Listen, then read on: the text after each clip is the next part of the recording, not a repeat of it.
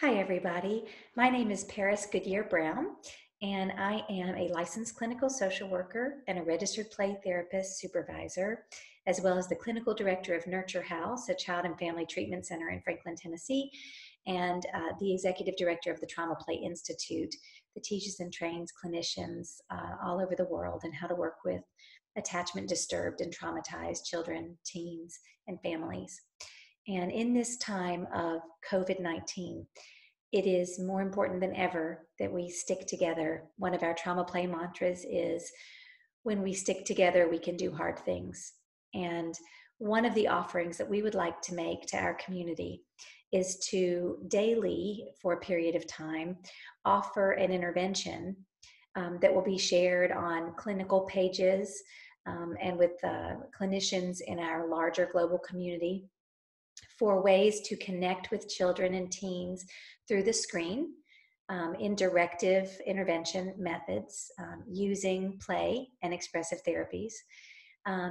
We will also be showing the interventions in a way that parents could watch the video and replicate the same sort of an intervention at home. And the idea is for parents and kids to stay connected with each other, and for clinicians to be able to stay connected with their kiddos during this time when we can't be physically sharing the same space. It is really more important than ever that we be able to stay connected together through the screen.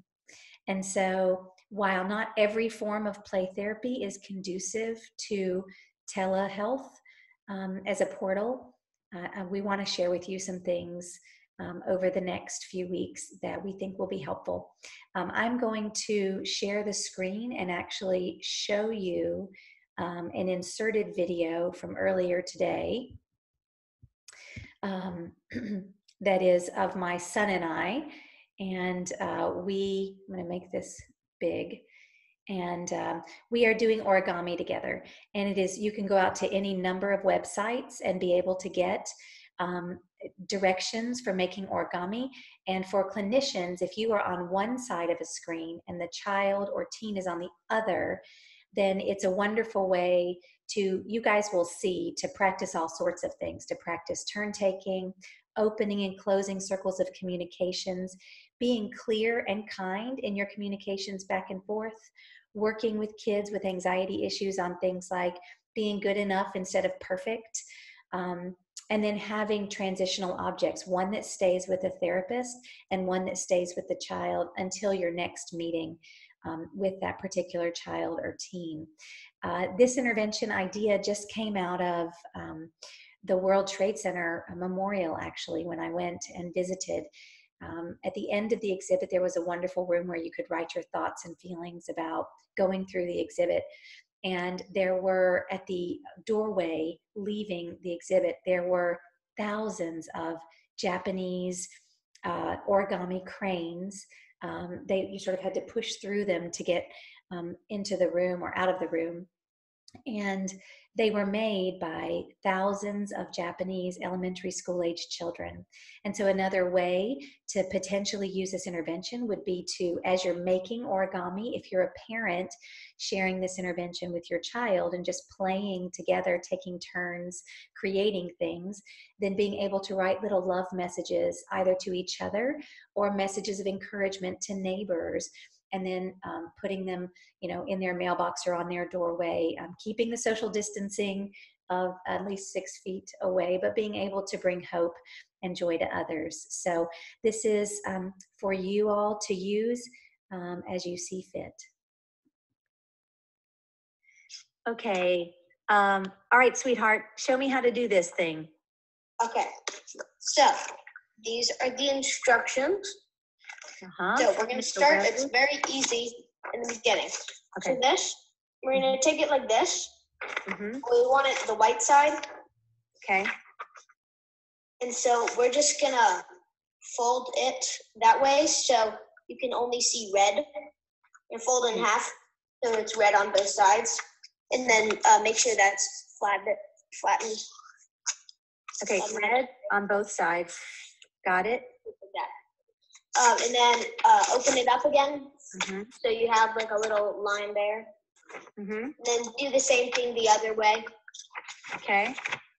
So it splits it up into 4 different sections. Okay. Got it. And then open that back up. Okay. All right.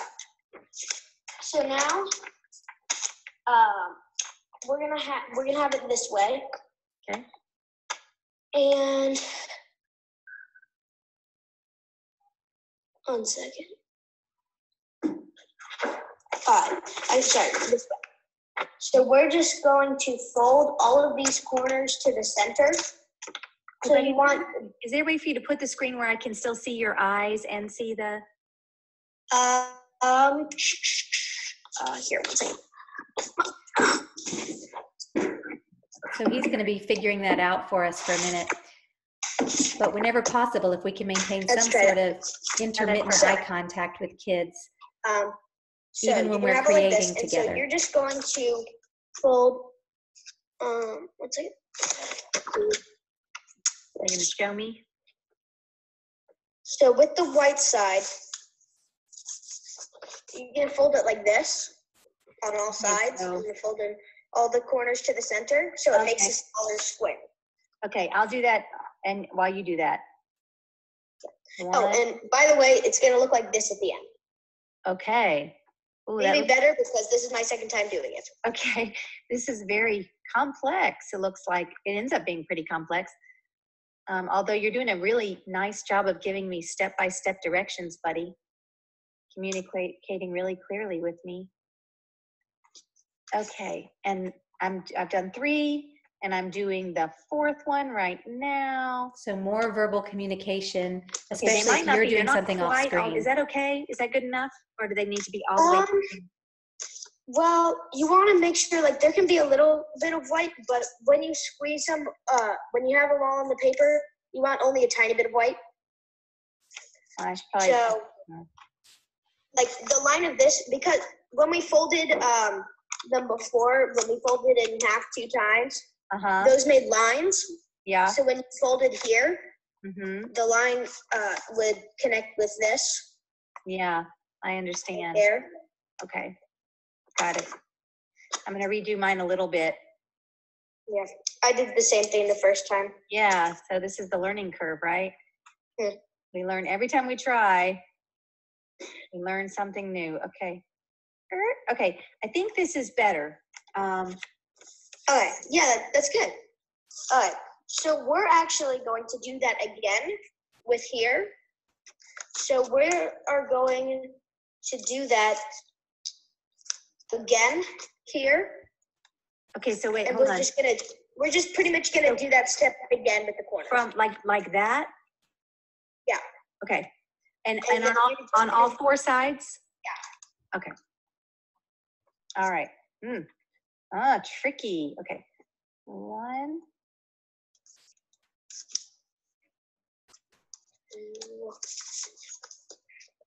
Have you had anything to eat for lunch yet? I had some eggs and I'm eating a lot of carrots. Okay. Yeah, I think I'm going to need some vegetables soon myself. And I had a bite of cake, the chocolate cake, as part of my treat. Well, seems like that needs to be, there's some leftover needs to be eaten, huh? 3. Yep. So for those of you watching us do this through the screen together, if you're a clinician, you know, when you're doing the folding time, it gives the child something kinesthetic to do with their hands, and even with their focal attention, that can make discussing harder things easier for them to do with you, even through the screen. So here you go. Right. Like and I have this. You're going to do that step again. Again?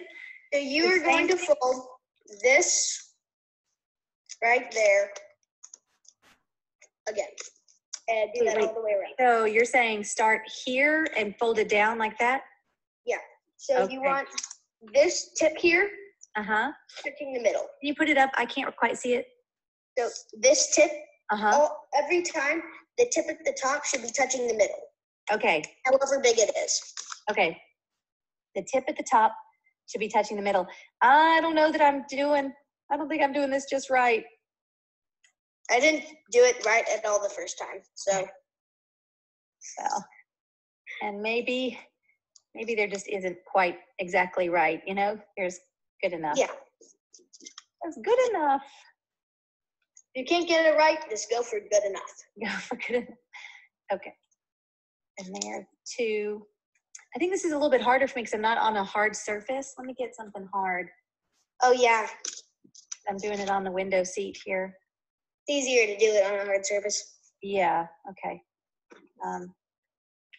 When I do it with clients, I would be doing it on a hard surface. I'll be at my desk. 1, 2, 3. I'm kind of overlapping now. I don't know if that's okay or not. That's okay. If you overlap a little bit, that's fine. Oh, I'm a little bit I'm actually doing that a little bit too, but. All right, I got one more. Okay, so there we are. That's good. Okay. Okay. Yeah. So now you're gonna have this, and okay. So now these corners here, right? So I'm deliberately bringing in a mirroring game that allows for more intimacy and communication through the screen. So these corners here, you're going to want to, here, 1 second. And you can playfully interweave those moments. Not all the way, but you're gonna fold it out so the tip of it is just a tiny bit over the square. Okay. You're really good at giving these directions, buddy. Okay, step by step, one thing at a time. Okay, let me do one and show you.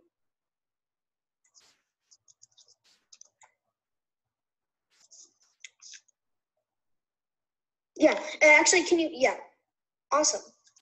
Yeah, you can actually go a little bit shorter if you want. Okay. So it's just when you're finished, it's supposed to look like only tiny little pokes out. Okay. When you look at it from the back. But do it on all 4 sides? Yeah. Okay.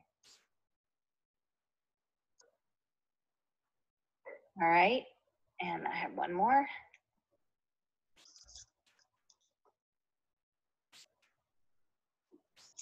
Oops, that's too much. Too much, not enough, just right.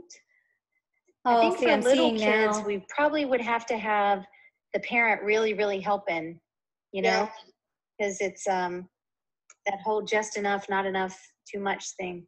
Yeah. Okay. So you're gonna have that, and then you're going to take these little flaps on the inside because there's another set of 4 flaps. Okay, I just need to say for the clinicians out there that I missed an opportunity there. I was too deeply into creating the origami and missed his cue. He was really trying to play back with me in that way where he put the whole rose in front of his mouth and then looked at the screen, and I didn't look up quickly enough or often enough as I was trying to follow his verbal directions to catch that invitation to play. I caught it the second time around. And so these are the sorts of discussions we need to be having as a clinical community about how do we harness the power of technology but maintain the connections as we go. So thank you guys even just for helping me do this, because I'm learning as we're doing it together. And you're going to fold those up. So there's a little space right between here and here. Yeah. There's a little space right there. But it's going to be like another set of leaves. So you're going to fold that up, but not all the way. Can I show you? So here, right here, can you look for a sec, bud? So here, you're saying take this one and fold it like that, kind of? Like that? Wait, can you get it a little closer to the camera? Yeah. Okay. Just like that. All the way, all 4 sides like that? 4 sides. Okay. This is not, I mean, it's complicated. You got to like really listen and, Yeah. A lot of it is just multiple, you just have to do it multiple times. yeah. Because, yeah, the first part, folding it in repeatedly. And be patient. Like I'm having to breathe a little bit because I could see kids getting a little frustrated with themselves. Yeah. And then there's another set of flaps at the bottom. Okay. Now, the underside of that is actually white. Yes. But when you see the finished flower, it's also white. Uh-huh. So you're going to unfold those flaps too. Okay. But you can it's best to let them stick up a little bit, not fold them all the way down so they're a little bit up like that. Okay. Like curved a little bit? What? Like curved, like textured, kind of? Not really. More just like let them, don't flatten them all the way down. Okay. Let them stand up a little bit instead of flattening them all the way down. Okay, so yeah, stand up. Okay. Stand up. So we're going to use the language of the child. We're going to reflect their language. You see the really dozens of repetitions of opening and closing circles of communications we get to do here. This one is a little tricky because I'm over. And in this case, he gets to be the expert. In other cases, we might learn a very simple origami ourselves. That's okay. You see how I'm also modeling regulation, breathing, sticking with it. So when you have this, you're going to flatten, see at the very top, you're going to push those down a little bit. Mm-hmm. And that very corner, you're going to fold back. Fold it back. Like that? And you're going to do that all the way around. All four? Okay. Yeah, all four corners. All four corners. That reminds me, we haven't played four corners in a while. Well, and I was just thinking when you said all four corners, I'm thinking, what can we use this for that would be like four things that a kid needs, in their day every day? What are four things? And then once you have those folded back, you're done. Nice. That's awesome.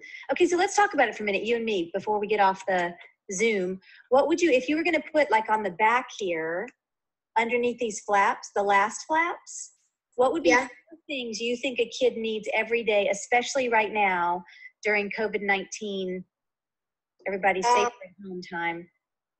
A lot of patience. Okay, so I'm going to write down patience. Yeah. Yeah, buddy, a lot of patience. I'm going to write down patience here, right there on that. And I might use a different color. Is it like being at home and like making this, just like being at home in general, or like in like the COVID-19? Yeah, being at home right now, like when people are at home much more than normal and kids aren't, I would say maybe schedule like we're doing in our homes. I'd also say bravery, because like with all of the COVID stuff and everybody getting sick. Yeah, courage, bravery. Yeah. Bravery. Okay, I'm putting that on bravery on one side, schedule on one side, and then what's another one for you and me, honey? What's one we need every single day? Love, yeah. And what physically? Like, how does that look for us physically? Hugs, snuggles. Yeah, hugs and snuggles. Hugs. And you know what? In fact, I tell you what, I'm going to write hugs and snuggles here on the back. And then I'm going to put love right there in the middle. That's a good idea. Love. Oh, I also made a puppy. Oh, wow. Okay, so guys, we're going to be posting one fun intervention at home each day. And so we will do another origami recording, and we will show you how to make a snake one day. We'll show you how to make a puppy one day, and we'll turn them all into interventions that can be done through a screen. And there's also a tiger. So, all right. Blessings to everybody during this time. And remember the trauma play mantra, we can stick together through hard things. There's also butterflies and cranes and leaves He's and so excited kinds to of hearts share. and boxes and rabbits. Yep. And irises. Goodbye to everybody. Earlier. The iris, we got to work up to the iris, don't we? Yes. Can you say goodbye to everybody? Bye. Bye, guys. All right, so I'm going to have to work up to the iris, I know. So our plan, and hopefully it will be daily, and if not, it'll be at least every other day, is to post something new that is a very simple intervention that can be done through a screen of a more directive nature, and then to also kind of list the ways in which it might be useful in at least maintaining treatment goals for clinicians who are working with children in vivo prior to this kind of safer at home policy that we have all across the nation right now. And one other thing that I would say is, you know, there are certain ways in which maintaining connection, we believe in the trauma play model, is worth a try with our kiddos, even if we can only connect with them for 5 or 10 minutes at a time, and we don't end up charging for that time or that call as clinicians during this time, because it's really just to let them know that we're still here and that our connection with them still holds even across the time and space right now. We know about children's attachment needs that they do better when they can see us and we can see them. They can hear our voice, we can hear theirs. And even if we only have a few minutes of conversation, we believe that that's worth the trying in this time. And there are some children and teens who have it's been pretty remarkable how much of a different kind of glimpse we've been able to get into their lives and their relationships with family members and so forth. And even by them just excitedly showing us some of their natural environment. And so we're going to continue to post things that we hope will be helpful during this time. And we just want to say, everybody take good care until we meet again. Bye-bye.